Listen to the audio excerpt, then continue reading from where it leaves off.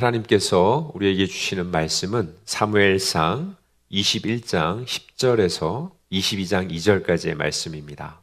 사무엘상 21장 10절에서 22장 2절까지의 말씀을 제가 봉독해 드리겠습니다.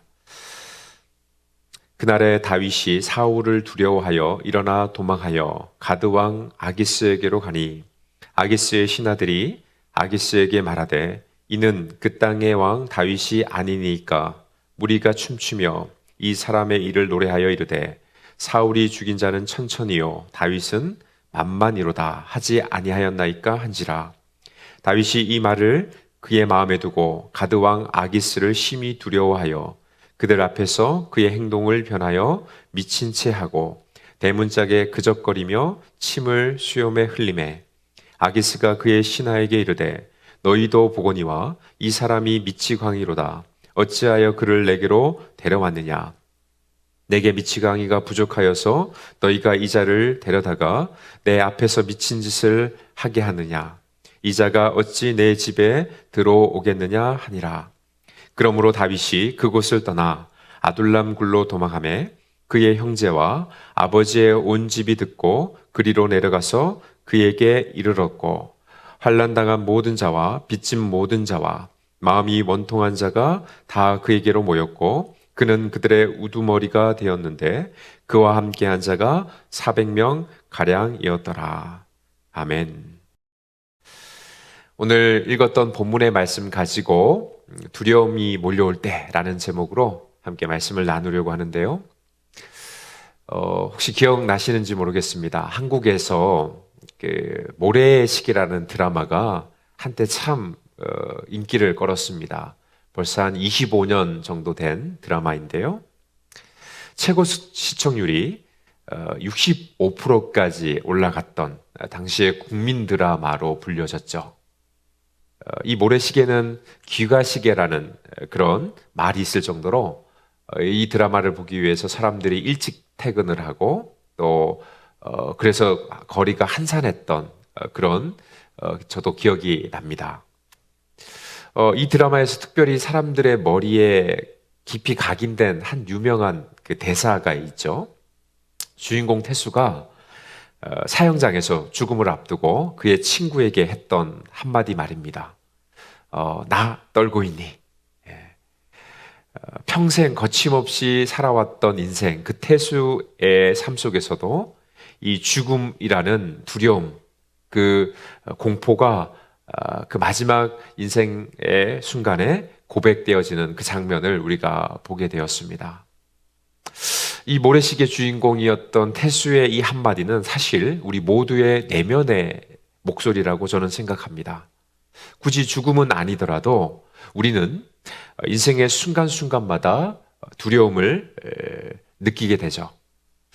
실직과 퇴직에 대한 두려움, 건강과 질병에 대한 두려움, 사람과의 관계 속에서 오는 두려움, 실패에 대한 두려움, 미래에 대한 두려움, 수많은 두려움과 불안한 이 감정을 우리는 수시로 경험하고 있고 그러한 부정적 감정이 우리의 삶과 내면을 흔드는 것을 우리는 경험합니다. 자, 오늘 본문에 보면 이 두려움이라는 감정에 깊이 빠져있던 한 인물이 나와요. 바로 다윗입니다. 자, 그런데 사실 이 다윗은 두려움과는 전혀 상관없는 인물이었습니다. 그는 성경에 나오는 그 누구보다도 용맹스럽고 담대한 사람 아니었습니까? 그런데 오늘 본문에 보면 그의 모습은 깊은 두려움에 함몰되어서 우리가 상상하기조차 어려운 그러한 행동들을 보여주고 있습니다. 오늘 10절 상반절에 보면 이렇게 기록되어 있어요. 그날에 다윗이 사울을 두려워하여 일어나 도망하여. 다윗은 자신을 시기하고 또 죽이려고 했던 사울 왕이 너무나도 두려웠습니다. 그래서 그곳을 도망쳐 나가죠. 자, 그런데 다윗의 두려움은 거기에서 끝나지 않아요. 오늘 본문 12절을 보실까요? 다윗이 이 말을 그의 마음에 두고 가드왕 아기스를 심히 두려워하여. 자, 사울에 대한 두려움은 거기서 끝나는 게 아니라 이제 가드왕 아기스에게로 이어집니다. 그 두려움이 전환되는 거죠. 그리고 다윗이 느꼈던 두려움의 강도가 더 깊어져요. 12절에 뭐라고 되어 있습니까? 심히 두려워하여 이렇게 되어 있습니다. 자, 여러분, 두려움과 불안이라는 이 감정이 제대로 통제가 되지 않으면 그 두려움의 범위는 계속해서 확장되어집니다. 그리고 그 두려움의 강도는 더욱더 심각해져 가는 거예요. 그게 바로 두려움이라는 이 감정의 특징입니다. 두려움과 불안이라는 이 감정, 이것이 심각해지면 우리 삶 가운데 여러 가지 문제로 드러나는데요. 디모데 후서에 보면 바울이 이 부분을 아주 잘 우리에게 설명해 주고 있습니다. 디모데 후서 1장 7절 말씀 볼까요? 하나님이 우리에게 주신 것은 두려워하는 마음이 아니요 오직 능력과 사랑과 절제하는 마음이니. 자, 하나님이 우리에게 주신 것은 두려워하는 마음이 아니다. 능력과 사랑과 절제하는 마음을 주신다. 자, 여러분, 이 말씀을 달리 한번 생각해 보십시오. 우리가 만약에 두려움에 함몰되면 하나님이 우리에게 주시는 능력과 사랑과 절제의 모습을 모두 다 빼앗겨 버린다는 겁니다. 이게 바로 두려움이 가져다 주는 결과인 것이죠. 자, 오늘 본문에 보면 이 다윗의 모습 속에서 아까 읽었던 디모데 후서 1장 7절의 말씀이 고스란히 드러나요. 다윗, 그는 하나님께서 그에게 부어주신 재능과 능력과 은사를 참 많이 가진 사람 아니었습니까? 그는 누구보다도 용맹했습니다. 목동으로 일을 할 때 사자와 곰이 공격해오면 그 맹수들과 싸워서 양을 지켜냈던 사람이 바로 다윗이었어요. 그 누구보다도 용맹했죠. 자신보다 훨씬 더 키가 크고 기골이 장대했던 그 골리앗 앞에서도 전혀 기죽지 않았던, 주눅들지 않았던 사람이 바로 다윗입니다. 이런 다윗의 기질은 하나님이 주신 선물이었습니다. 다윗은 또한 어릴 때부터 돌팔매질을 훈련했고 또 수금을 타는 실력이 탁월했죠. 이런 능력과 재능을 가지고 악기를 쫓아내고 골리앗을 쓰러뜨릴 수 있었습니다. 다윗은 탁월한 행정가였어요. 전략가였습니다. 그러한 행정적 능력과 리더십을 가지고 이스라엘 백성들을 40년 동안 치리했고 이스라엘을 강국으로 세워낼 수 있었습니다. 다윗은 하나님께서 주신 능력과 재능, 은사를 가지고 있었던 사람입니다. 그리고 그 능력을 가지고 지금 이 상황을 얼마든지 이겨낼 수 있었어요. 그런데 그 두려움과 불안이라는 감정에 매몰되어서 다윗은 그 모든 능력과 그 모든 은사를 다 잃어버립니다. 여러분, 바울이 그런 고백을 하죠. 십자가의 도가 멸망하는 자들에게는 미련하는 것이지만 구원을 받는 우리에게는 하나님의 능력이라. 그렇습니다. 하나님은 우리에게 이 세상을 이길 수 있는 복음의 능력, 그 십자가의 능력을 우리에게 허락해 주셨어요.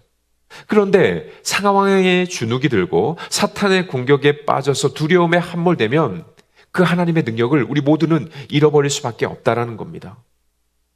자, 그런가 하면 여러분, 이 두려움이라는 감정에 매몰되면 사랑하는 마음을 잃어버려요. 두려움과 불안이라는 감정에 지배를 당한 사람, 여러분 자신에게만 몰두하죠. 두려움이 찾아오면 자신만을 늘 바라봅니다. 고난과 어려움의 이 환경을 또한 주목하죠.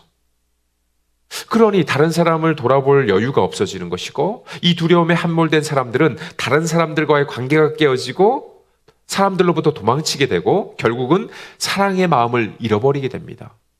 두려움은 우리로부터 사랑을 빼앗아 가요. 그런가 하면 여러분, 이 두려움은 절제하는 마음을 우리로부터 빼앗아 갑니다. 두려운 감정에 우리가 매몰되면 가장 먼저 나타나는 현상이 분별력과 판단력이 흐려진다는 거예요. 그래서 잘못된 결정을 하게 되고 무리한 행동을 하게 되는 것이죠. 오늘 본문에 보면 다윗은 사울을 두려워해서 가드 왕 아기스에게로 도망을 갔다라고 기록하고 있습니다. 여러분, 가드는 어떤 곳입니까? 블레셋의 5 성읍 가운데 하나예요. 특별히 이곳은 골리앗의 고향이기도 합니다. 자, 지금 다윗은 이스라엘 땅을 넘어서 블레셋 땅 안으로 들어간 겁니다. 그것도 자신이 죽였던 골리앗의 고향, 적국의 한가운데로 들어간 거죠. 두려움에 매몰되어서 다윗은 넘지 말아야 될 국경의 선, 신앙의 선을 넘어버린 겁니다. 두려움이 그의 판단력을 마비시켜버린 거예요. 다윗은 절제하는 마음을 잃어버리고 해서는 안 될 악수를 두고 만 것이죠. 특별히 오늘 13절을 보시면 가드왕 아기스가 너무 두려운 나머지 다윗이 어떤 행동을 합니까? 미친 사람처럼 행동을 해요. 일부러 침을 흘려서 그 침이 수염까지 흐르게 만듭니다. 여러분, 당시에 이 수염이라는 것은 권위와 존엄을 상징하는 것 아니겠습니까? 부하들이 보는 앞에서 영적 리더인 다윗이 도저히 해서는 안 될 행동을 하고야 만 겁니다. 그리고 오늘 본문에 보면 대문짝을 긁었다라고 되어 있어요. 대문짝은 성문을 가리키는 거죠. 당시의 성문은 사람들이 가장 많이 모여있던 장소였습니다. 자, 이방 사람들이 보는, 그 많은 사람들이 보는 앞에서 하나님으로부터 기름받아서 왕으로, 이스라엘 차기 왕으로 세움받았던 그 다윗이 침을 흘리고 성문을 긁으면서 미친 척을 하고 있는 거예요. 너무나도 비굴하고 비참한 모습 아닙니까? 다윗은 두려움과 불안한 가운데 완전히 절제하는 마음을 잃어버린 겁니다. 여러분, 기억할 수 있기 바랍니다. 우리가 두려움과 불안함이 몰려올 때는 우리의 말과 행동을 자제할 수 있어야 돼요. 특별히 중요한 인생의 문제를 내리는 것을 잠시 멈춰서야 합니다. 두려움은 우리에게서부터 하나님의 능력과 사랑과 절제하는 마음을 빼앗아 가버리기 때문에 그래요. 두려움에 깊이 함몰되어서 모든 능력과 절제하는 마음을 잃어버리고 처참한 실패를 경험했던 다윗. 결국 가드를 떠나서 이제 아굴람 굴로 도망을 치게 됩니다. 그리고 그곳에서 하나님의 회복해 하시는 은혜를 다윗은 누리게 돼요. 시편 34편은 그 표제를 보면 뭐라고 되어 있냐면 다윗이 아비멜렉 앞에서 미친 채 하다 쫓겨나서 지은 시라고 되어 있습니다. 그러니까 시편 34편은 가드왕 앞에서 미친 채 하고 거기에서 도망쳐서 아굴람에서 지은 시가 바로 시편 34편이에요. 자, 여기에 보면 다윗은 자신의 이 비참한 감정을 하나도 숨기지 않고 고스란히 하나님 앞에 고백하고 있습니다. 시편 34편 4절 말씀.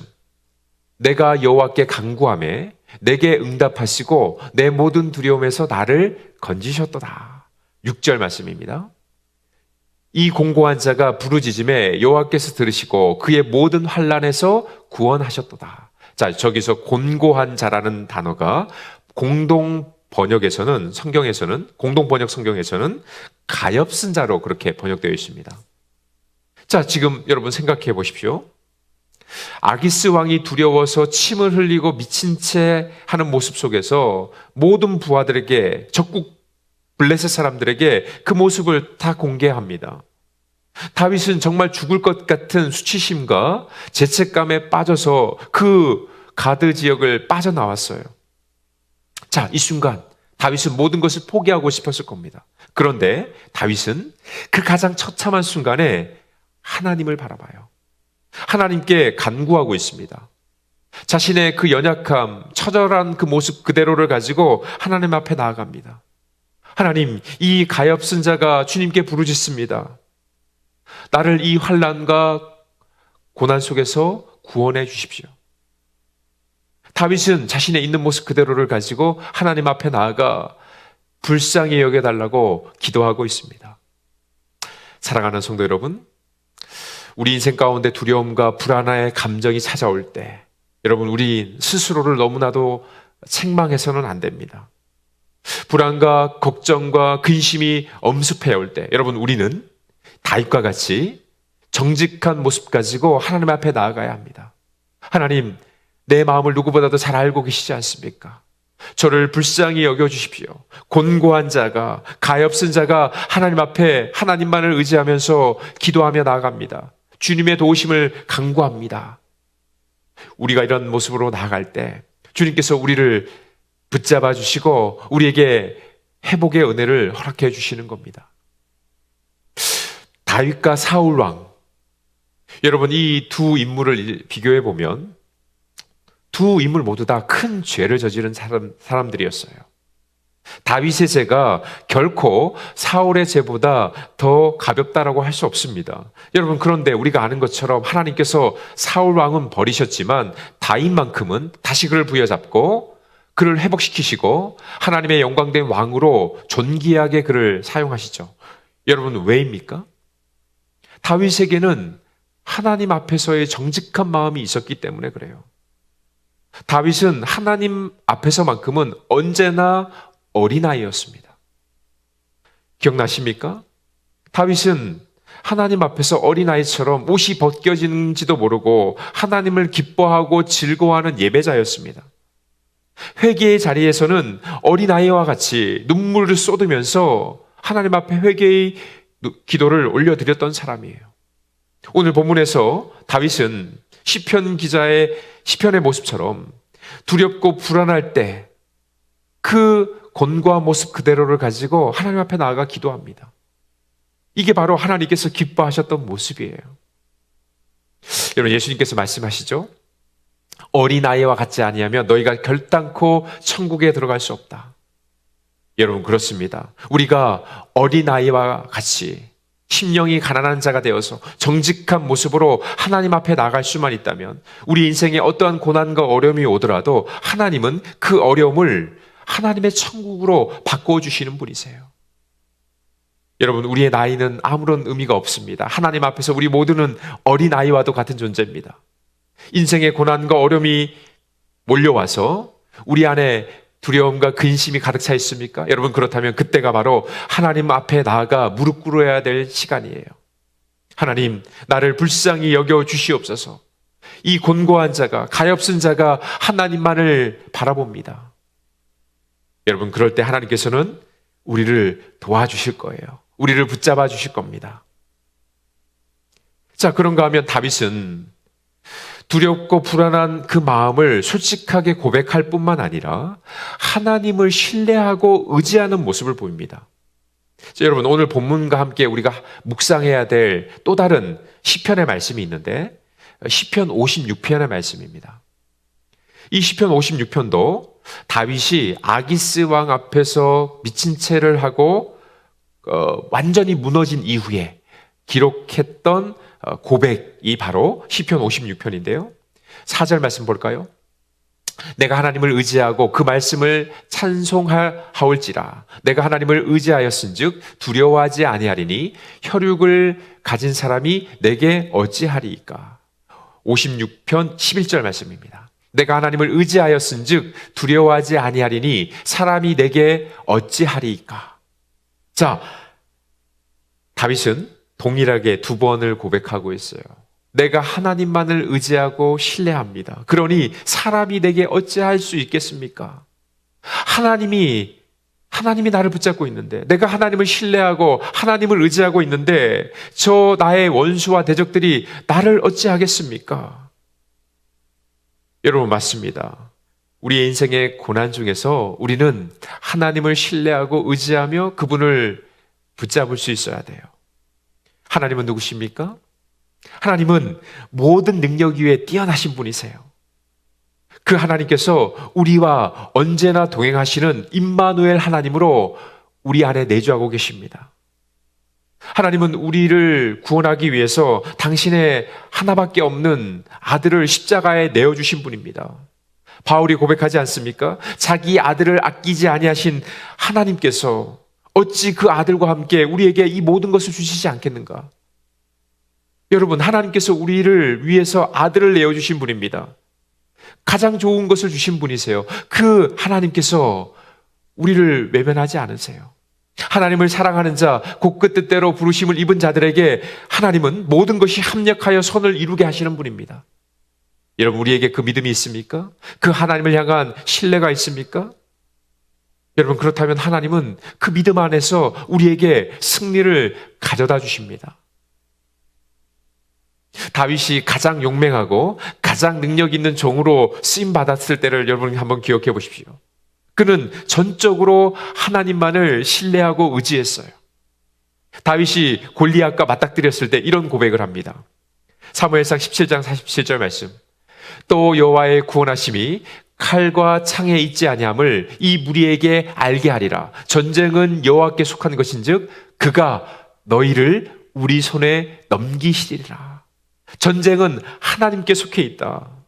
하나님께서 반드시 이 골리앗의 손에서 나를 구원해 주실 것이다. 저 골리앗의 목숨은 나에게 있다. 하나님만을 의지하고 신뢰하며 다윗은 달려가고 있어요. 여러분 기억하시기 바랍니다. 하나님을 놓쳐버리는 순간 우리는 두려움 가운데 매몰될 수밖에 없어요. 자신을 바라보고 환경을 바라보면 우리는 두려워할 수밖에 없습니다. 불의 사자, 능력의 종으로 알려진 엘리야, 한순간의 두려움에 매몰되어서 로뎀 나무 아래 꼬꾸라지지 않습니까? 여러분 그 이유가 무엇인가요? 열왕기상 19장 3절 4절 말씀을 볼게요. 그가 이 형편을 보고 일어나 자기의 생명을 위하여 도망하여 유다에 속한 브엘세바에 이르러 한 로뎀 나무 아래 앉아서 자기가 죽기를 원하여 이르되 여호와여 넉넉하오니 지금 내 생명을 거두시옵소서. 자, 엘리야 그 불의 종, 능력의 종이 어떻게 한순간에 무너질 수밖에 없었습니까? 여기 아주 중요한 표현이 나오죠. 그가 이 형편을 보고, 엘리야가 형편을 본 겁니다. 자신을 쫓아오는 이세벨의 군대를 바라본 거죠. 그 상황을 바라보자마자 엘리야는 두려움에 함몰되어지고 그의 인생이 무너지는 것을 보게 됩니다. 예수님의 음성을 듣고 바다로 뛰어들었던 베드로, 그 물 위를 걸어가죠. 그런데 그때 광풍과 풍랑이 불기 시작해요. 그 순간 베드로는 예수님을 주목하던 그의 눈을 파도를 향하기 시작합니다. 상황을 바라보는 거예요. 그 형편을 바라보게 되는 거죠. 여러분 그때 어떤 일이 일어납니까? 베드로는 물속으로 빠져들어가기 시작하는 거예요. 환경과 상황, 그 형편을 주목할 때 그는 두려움 가운데 매몰되게 되고 인생의 나락으로 떨어지게 되는 것이죠. 하나님을 주목해야 될, 예수 그리스도만을 바라봐야 될 그 시선이 상황을 바라보게 되자 그는 넘어지고 쓰러질 수밖에 없었던 겁니다. 여러분 그렇습니다. 인생의 고난과 어려움, 그 안에 우리의 마음이 두려움 가운데 함몰되어질 때 여러분 우리는 하나님만을 주목해야 돼요. 하나님만을 바라봐야 합니다. 그분을 주목하고 하나님만을 신뢰할 때 여러분 우리는 이 어려움을 얼마든지 이겨낼 수 있어요. 독일의 실학자 벵겔이라는 분이 이런 말을 했습니다. 하나님만 두려워하는 사람은 하나님 아닌 것에 대해서는 아무것도 두려워하지 않습니다. 그러나 하나님을 두려워하지 않는 사람은 하나님 외에 모든 것을 두려워하게 됩니다. 여러분 그렇습니다. 우리가 하나님을 두려워하면 그 외에 모든 환경과 그 어떤 사람도 두려워하지 않을 수 있어요. 그러나 하나님을 두려워하지 않는 사람은 반대로 이 세상을 두려워하게 되고 사람들을 두려워하게 되고 모든 것을 두려워하게 되어 있어요. 여러분 우리가 두려워해야 할 대상은 오직 하나님 한 분입니다. 그분만을 두려워하고 그분만을 경외하고 그분만을 신뢰하며 믿음으로 나아갈 때 우리의 모든 상황과 모든 환경과 고난을 우리는 얼마든지 이겨낼 수 있어요. 그게 바로 오늘 하나님께서 우리에게 주시는 너무나도 중요한 영적인 원리입니다. 다윗이 두려움을 이겨낼 수 있었던 또 다른 이유가 있습니다. 우리 사무엘상 22장 1절 2절 볼까요? 그러므로 다윗이 그곳을 떠나 아둘람 굴로 도망하매 그의 형제와 아버지의 온 집이 듣고 그리로 내려가서 그에게 이르렀고 환난당한 모든 자와 빚진 모든 자와 마음이 원통한 자가 다 그에게로 모였고 그는 그들의 우두머리가 되었는데 그와 함께한 자가 400명 가량이었더라. 자, 두려움에 미친 척하던 다윗, 블레셋 땅을 벗어나서 이제 아둘람 동굴로 도망을 갑니다. 말씀에 보면 거기에는 환난당하고 빚진 마음을 가지고 원통함이 있었던 사람 400명이 몰려들었다고 기록하고 있어요. 자, 다윗은 이곳 아둘람 공동체에서 400명의 상처난 사람들을 통해서 오히려 치유와 회복의 은혜를 누리게 됩니다. 다윗은 이 아둘람 공동체에서 깊은 안식과 하나님이 주시는 은혜를 맛보게 되는 거예요. 시편 57편은 다윗이 아둘람 공동체에 있을 때 지은 시입니다. 다윗은 이렇게 고백해요. 하나님이여, 내게 은혜를 베푸소서, 내게 은혜를 베푸소서. 내 영혼이 주께로 피하되 주의 날개 그늘 아래서 이 재앙들이 지나가기까지 피하리이다. 자, 다윗은 뭐라고 고백하고 있습니까? 하나님께서 나를 인도해 주신 이 아둘람 공동체가 마치 하나님의 날개 그늘 아래에 있는 것과 같다라고 고백하고 있어요. 나는 이곳에서 모든 재앙이 지나가도록 피할 것이다. 그렇게 말하고 있죠. 아둘람에 모여있던 400명의 상처난 사람들, 그 사람들을 통해서 다윗은 오히려 자신의 마음의 상처와 아픔을 회복할 수 있었던 겁니다. 이들은 상처 입은 치유자로서 서로를 보듬고 서로를 사랑하며 함께 이 어려움을 이겨 나가고 있었던 것이죠. 하나님의 사람들이 함께 모여서 서로 사랑하고 격려하며 하나의 공동체를 이루는 것, 여러분, 그것은 마치 하나님의 날개 그늘 아래에 있는 것과 같은 거예요. 예수 그리스도의 이름으로 모인 공동체, 여러분, 그 안에는 하나님께서 반드시 임마누엘로 거하고 계시고 그 안에는 성령의 충만함이 있고 그 안에는 세상이 알 수 없는 평안과 기쁨이 있습니다. 하나님의 임재가 있는 그곳에 회복과 치유의 역사가 일어납니다. 여러분, 우리 모든 인생들 고난과 어려움이 있습니다. 그 안에서 우리는 상처나고 우리 마음에는 두려움이 있어요. 여러분, 그러나 하나님은 상처난 우리 모습들을 통해서 다른 사람들의 아픔과 고통을 치유하는 회복의 은혜를 우리에게 허락해 주고 계십니다. OECD에서 매년마다 여러 지표들을 조사해서 발표를 하는데요. 그 중에 하나가 공동체 지수라는 게 있습니다.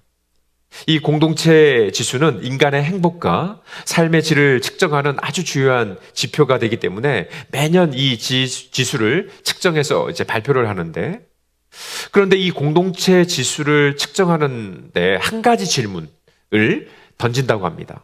그게 뭐냐면, 공궁할 때 누군가를 의지할 수 있는 사람이 있습니까? 라는 질문을 던진다라는 거예요.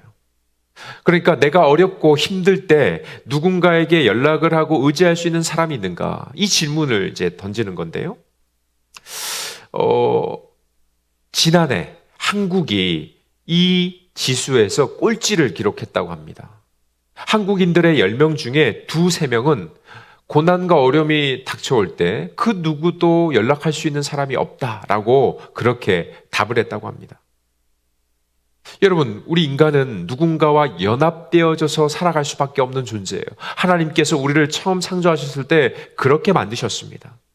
우리는 누군가와 교제하고 사랑의 사귐을 나눌 때 진정한 행복과 안정감을 누릴 수 있습니다. 여러분, 그런데 아십니까? 바로 교회는 태생이 공동체예요. 초대교회의 모습을 여러분 기억나십니까? 처음부터 유무상통하며 서로의 필요를 채워주고 서로를 격려하는 아름다운 공동체였습니다. 사도행전을 보십시오. 초대교회 성도들은 성전과 가정에서 함께 모여서 예배하고 떡을 떼며 기도하며 아름다운 사랑의 교제를 누렸습니다. 그 안에서 하나님인 역사를 이루셨고 하나님의 치유와 회복의 은혜는 그 공동체 안에 부어지게 되었던 거예요.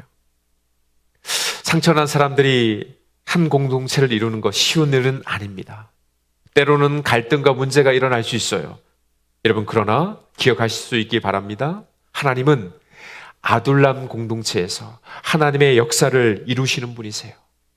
상처난 사람들이 함께 모여서 서로를 격려하고 위로하며 하나님을 예배할 때 하나님은 그 안에서 역사를 이루시는 분입니다. LA 사랑의 교회 성도님들, 우리 모두는 지금 어려운 코로나의 이 한파를 뚫고 지나가고 있습니다. 이 과정 속에서 우리는 얼마든지 두렵고 걱정과 근심에 매몰될 수 있어요.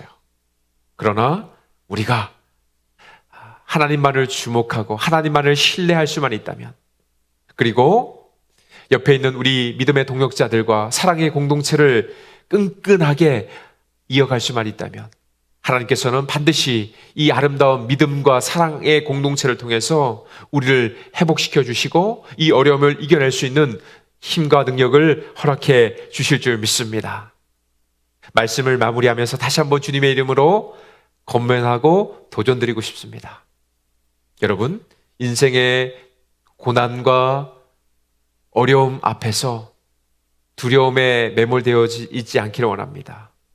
우리의 능력자 되신, 우리의 주권자 되신 하나님을 바라보며 하나님만을 신뢰하고 의지할 수 있기를 바랍니다. 하나님께서 반드시 우리를 가장 선하신 길로 인도해 주실 줄 믿습니다. 환경과 사람을 우리가 두려워하지 않기 원하고 하나님만을 두려워하며 하나님만을 신뢰하는 인생 되기 원합니다. 무엇보다도 우리의 믿음의 동역자로 세워주신 옆에 있는 이 믿음의 지체의 손문을 우리가 함께 붙잡고 서로를 격려하고 사랑하며 기도할 때 하나님께서 우리의 앞길을 열어주시고 시온의 대로가 활짝 열리는 은혜를 허락해 주실 줄 믿습니다. 우리 LA 사랑의 교회 모든 성도님들과 가정과 생업 위에 이 하나님의 은혜가 부어지는 놀라운 축복이 임하게 되기를 주님의 이름으로 축원드립니다.